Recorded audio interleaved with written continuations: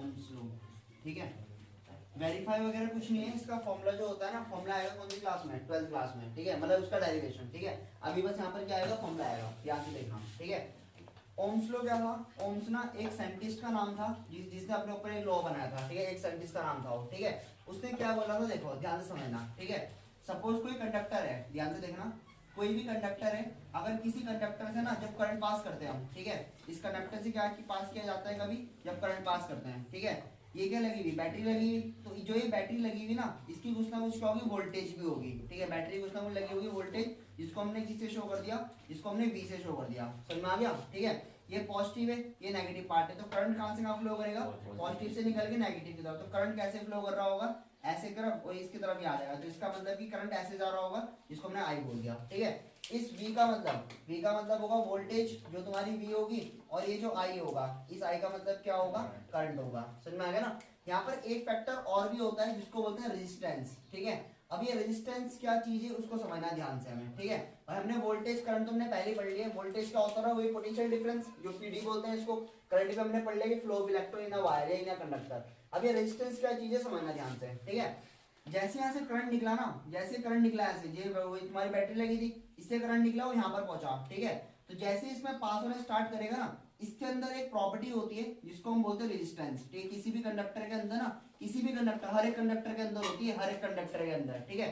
और कंडक्टर क्या, हर एक इंसुलेटर के अंदर भी होती है। यानी कि सपोज अगर मैं दो एग्जांपल लेता हूँ ना, ठीक है। सपोज ये बैटरी है, तो ये क्या है हमारे पास, ये वाला कंडक्टर होगा, सिंपल सी बात है, और ये क्या इंसुलेटर है, ठीक है। तो जो रेजिस्टेंस होगा ना, रेजिस्टेंस इसका भी होगा और रेजिस्टेंस इसका भी होगा, समझ में आ रहा है, दोनों का रेजिस्टेंस होगा, ठीक है। बट फर्क क्या होगा, देखो रेजिस्टेंस क्या होती है, ऐसी प्रॉपर्टी, ठीक है, ऐसी प्रॉपर्टी किसी भी मटेरियल की, मटेरियल में कंडक्टर भी आ सकता है, इंसुलेटर भी आ सकता है, ध्यान से देखना, ठीक है। इंसुलेटर, कंडक्टर, कुछ भी चीज आ सकती है, ठीक है। ऐसी प्रॉपर्टी जो ना करंट को ना अपोज करती है, मतलब करंट को क्या करती है, दूसरी डायरेक्शन में भेजना, ठीक है। तो करंट की ऐसी, या कंडक्टर की या इंसुलेटर्स की ऐसी प्रॉपर्टी जो क्या करती है, करंट को ना दूसरी तरफ भेजती है, अपोज करती है, मतलब धक्का देती है, मतलब, ठीक है। ऐसे बोल दो कि करंट अगर आगे की तरफ जा रहा होगा ना, जैसे करंट यहाँ पे जा रहा है, करंट यहाँ पास हो रहा, तो जो रेजिस्टेंस होगा ना, रेजिस्टेंस क्या करेगा, इसका एनिमी है, एनिमी मतलब इसको धक्का दे रहा दूसरी तरफ डायरेक्शन में भागने के लिए, ठीक है। अब जैसे मेरे हाथ में ना सपोज ये मान लेते हैं कंडक्टर है और ये क्या इंसुलेटर, तो सुनो ध्यान से, ठीक है। इसके अंदर क्या होगा, रेजिस्टेंस होगा, इसका भी रेजिस्टेंस होगा, ठीक है। पर इसमें करंट पास होता है भाई, कंडक्टर है तो करंट पास होगा, सिंपल सी बात है। तो करंट पास होगा तो इसका मतलब देखो, करंट ऐसे मान लो कि ये ए आदमी है, ठीक है, और ये क्या है, बी है, रेजिस्टेंस क्या है, बी है। अगर यहाँ पर करंट जीत रहा, ये करंट इसमें अंदर में पास हो रहा ना, तो इसका मतलब बी क्या हो रहा होगा, बी इसको डिफीट कर रहा होगा, हार रहा होगा। तो रेजिस्टेंस क्या होता है, करंट की ऐसी प्रॉपर्टी होती है जो करंट को ना अपोज करता है, कंडक्टर की ऐसी प्रॉपर्टी जो करंट को करता है, अपोज करता है वो, ठीक है, इन अपोजिट डायरेक्शन, ठीक है। पर कंडक्टर से करंट पास क्यों होता है, क्योंकि इसका रेजिस्टेंस क्या होता है, जैसे कंडक्टर है ना, इनका रेजिस्टेंस क्या होता है, बहुत ज्यादा कम होता है इनका रेजिस्टेंस, ठीक है। और जबकि इसका रेजिस्टेंस क्या होता है, बहुत ज्यादा हाई होता है। क्यों भाई, खुद ही सोचो, यहाँ पे करंट अगर मैं वायर टच कराऊंगा तो क्या करंट पास होगा इसके अंदर से, नहीं होगा। क्यों नहीं होगा, क्योंकि इसके अंदर रेजिस्टेंस जो बैठा होगा ना, वो करंट को इतना ज्यादा धक्का दे रहा होगा कि उसको घुसने की जरूरत ही नहीं पड़ेगी वहां पर, समझ में आ गया ना क्या होता है, ठीक है। तो रेजिस्टेंस ऐसा डिवाइस होता है, या हर एक कंडक्टर, हर एक इंसुलेटर के अंदर फिट होता है पहले से, जो क्या करता है, करंट को अपोज करता है, समझ में आ गया ना ये, ठीक है। अब देखो ओम्स लॉ है क्या, ठीक है। जब किसी वायर से, जब हम करंट पास कराते हैं, किसी बैटरी से जब करंट पास किया जाता है, तो जो उसका वोल्टेज है ना, जो उसका क्या होता है, वोल्टेज इज डायरेक्टली प्रोपोर्शनल, ठीक है।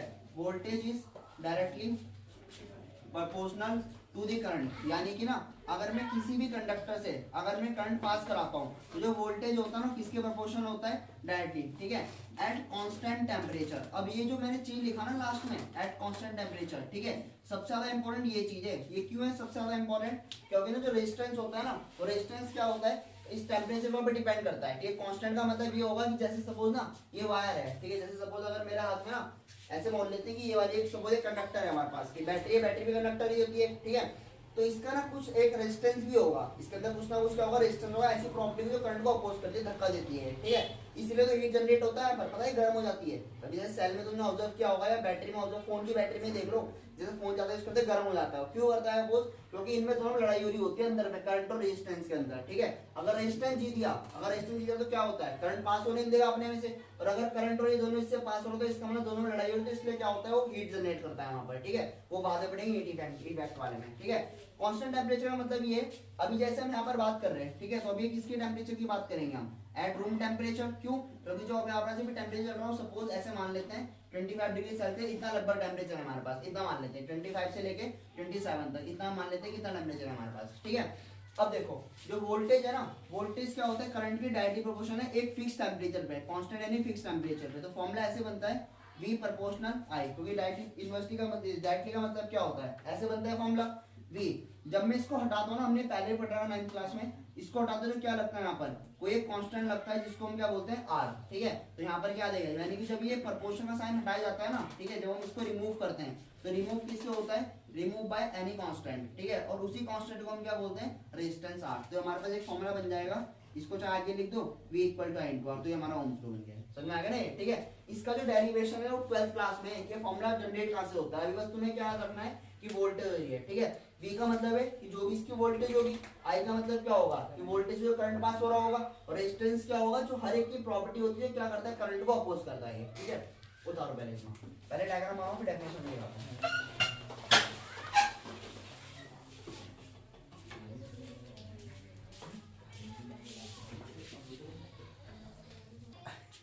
इधर देखो, इधर देखो, इधर तुम्हारा नुकसान हो जाएगा, कुछ नहीं होगा, क्या देखो तुम्हारा नुकसान हो जाएगा। देखो ये वाला जो रेजिस्टेंस है ना, थोड़ा सा रेजिस्टेंस के बारे में पढ़ लेते हैं। फॉर्मूला तो हमने पढ़ लिया V equal to I into R, ठीक है। ये जो फॉर्मूला है ना, एट कांस्टेंट टेम्परेचर पे होगा, मतलब कि जो तुम्हारा टेम्परेचर होगा ना, तुम्हारा टेम्परेचर क्या होगा यहाँ पर, फिक्स होगा, ठीक है। फिक्स क्यों किया जाता है टेम्परेचर, उसके पीछे भी रीजन है। क्या रीजन है, क्योंकि जो रेजिस्टेंस होता है टेम्परेचर के ऊपर डिपेंड करता है ये, क्योंकि चेंज होता रहता है बार बार, ठीक है। और रेजिस्टेंस क्या होगा, जैसे हम वो 9th क्लास में पढ़ते थे, इधर सुनो इधर, ठीक है। 9th क्लास में क्या फॉर्मूला होता था, 11 फॉर्मूला याद है, लॉ ऑफ ग्रेविटेशन वाला पढ़ते थे हम, यूनिवर्सल लॉ ऑफ ग्रेविटेशन, ठीक है। यहाँ पर G की वैल्यू क्या होती थी, कांस्टेंट होता था। मैं इसको भी तो कांस्टेंट बोल रहा हूँ, ठीक है, बट ये कांस्टेंट क्या है, ये तो पूरे हर एक वैल्यूज के लिए कांस्टेंट है, ठीक है।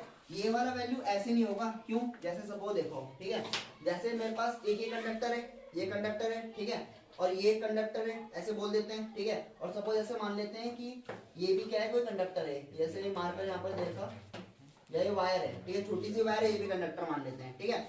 इसका रेजिस्टेंस क्या होगा, अलग होगा, क्योंकि कम है तो इसका रेजिस्टेंस कम होगा। इसका रेजिस्टेंस क्या होगा, अलग होगा, इसका रेजिस्टेंस अलग होगा। तो हर एक वैल्यू के ऊपर अलग डिपेंड करता है, समझ में आ गया ना, ठीक है। इस रूम में देखो कितने कंडक्टर होंगे हमारे पास, ठीक है भाई। ये जो ये यहाँ पे स्ट्रिप लगा है, ये स्ट्रिप भी क्या होगी, कंडक्टर होगा, तो इसका रेजिस्टेंस भी क्या होगा, अलग होगा, समझ में आ गया ना, ठीक है।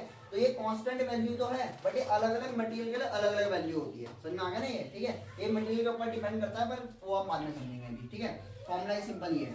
अब ये रेजिस्टेंस के बारे में पढ़ लेते हैं। जो रेजिस्टेंस है, रेजिस्टेंस ऐसी प्रॉपर्टी होती है किसी भी कंडक्टर, ये इंसुलेटर है, किसी मटेरियल बोल देते हैं, जो क्या करता है, इस करंट को ना अपोज करता है, ठीक है। अपोज का मतलब ये होगा कि क्या करता है, उसको उल्टी डायरेक्शन में भेजता है वो, ठीक है। तो लिखो रेजिस्टेंस की डेफिनेशन लिखो पहले,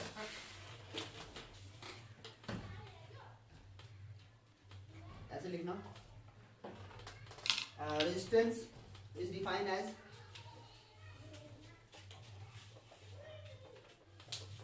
resistance is defined as the property, comma लगाना पहले, the property of any conductor, कॉमा insulators etc, कुछ भी आ सकता है वहां पर, कंडक्टर, इंसुलेटर, कुछ भी, ठीक है। which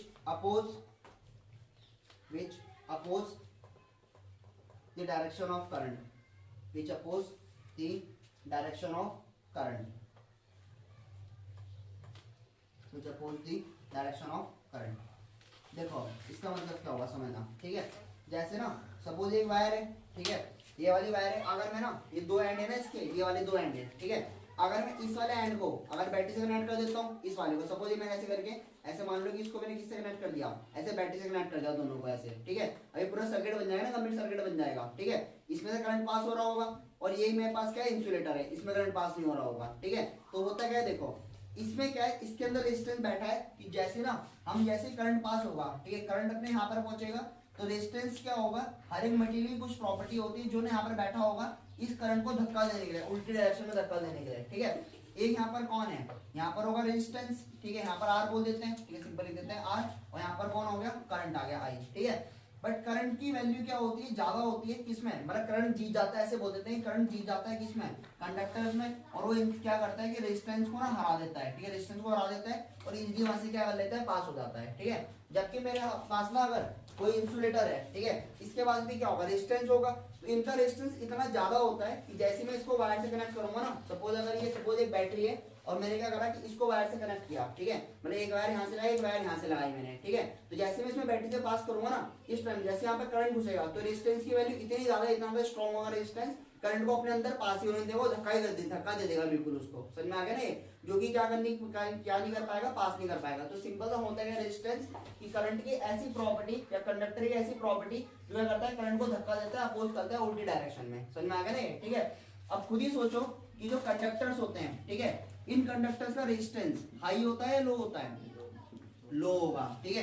क्यों होगा लो, भाई अगर एक कंडक्टर का अगर रेजिस्टेंस अगर लो होगा तभी तो करंट इजीली पास हो जाएगा, मतलब जीत के निकल जाएगा मतलब उसको, ठीक है। और जो तुम्हारे इंसुलेटर्स हैं, ठीक है, इन इंसुलेटर्स का जो रेजिस्टेंस होता है, ठीक है, इन इंसुलेटर का रेजिस्टेंस क्या होता है, वेरी हाई, ठीक है, हाई क्या बोलेंगे, वेरी हाई बोलेंगे कि वो बिल्कुल भी क्या नहीं करेगा, करंट को अपने आसपास ही बढ़ने देगा, मतलब पास ही करने देगा वो, ठीक है। जैसे वुड हमारे पास एग्जांपल है, वुड का रेजिस्टेंस क्या होता है, बहुत ज्यादा हाई होता है, जिस वजह से करंट वहां पर पास नहीं कर पाता, समझ में आ गया ना, ठीक है। देखो इसको